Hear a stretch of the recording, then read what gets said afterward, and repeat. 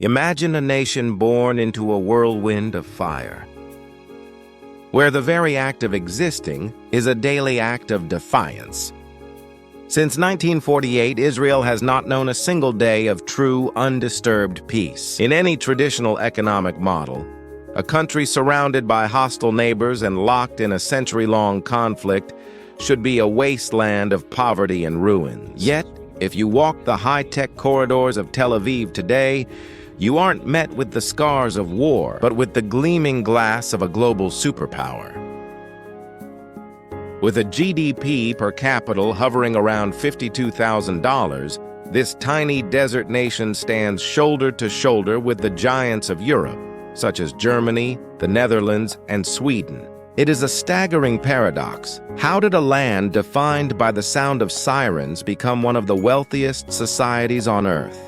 The answer lies in a grim necessity that was forged into a brilliant strategy. The engine of this miracle is, quite literally, the battlefield itself.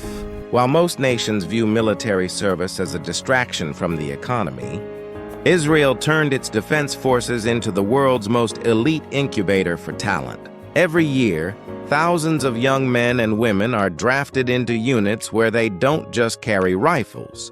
They manage complex cyber warfare systems, develop cutting-edge missile defense, and solve impossible logistical puzzles under extreme pressure.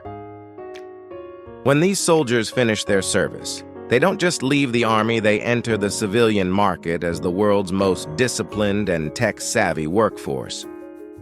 The secret behind the startup nation isn't found in a textbook, but in the barracks, where the urgency of survival taught a generation that failure isn't an option. This is how soldiers became CEOs, and how battle-tested technology was repurposed to protect global banks and heal patients in hospitals across the globe. But talent alone cannot build a superpower without the fuel of capital.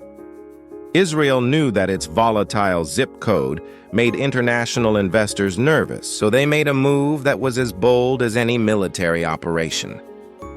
In the 1990s, the government didn't just ask for investment. They practically guaranteed it. They offered tax breaks so deep and subsidies so generous that they essentially became a business partner to anyone willing to take a chance on their soil. They offered interest-free loans and allowed companies to ship every cent of their profit back home. It was an irresistible invitation that silenced the sound of the sirens with the sound of ringing cash registers. Today, when you look at the top 40 defense companies in the world, 3 are headquartered right here. And high-tech exports now account for more than half of everything Israel sends to the world. Behind this shield of innovation stands a titan of a different sort, the United States. Since its founding, Israel has been the beneficiary of a partnership unlike any other in modern history, receiving over $260 billion in military aid. This massive influx of support, averaging $5 billion a year, covers nearly 16% of Israel's defense budget.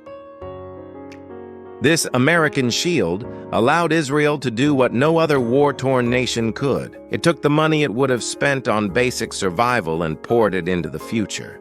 With an R&D investment rate of over 6% of its GDP, Israel outspends every other developed nation on Earth, including South Korea and the United States themselves.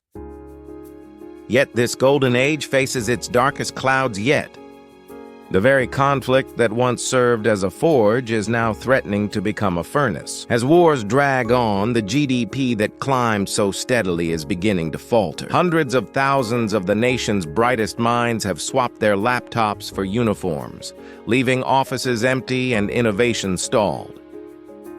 The cost of current conflicts is projected to reach $70 billion by 2025, wealth that could have built schools and hospitals instead of fueling iron domes. Israel stands once again at a crossroads, proving that while you can build a kingdom in a storm, the storm eventually demands its due. Whether this miracle of the desert can survive its own foundations is a story that the world is watching with bated breath. For in this land, the line between a technological utopia and a battlefield is as thin as a razor's edge.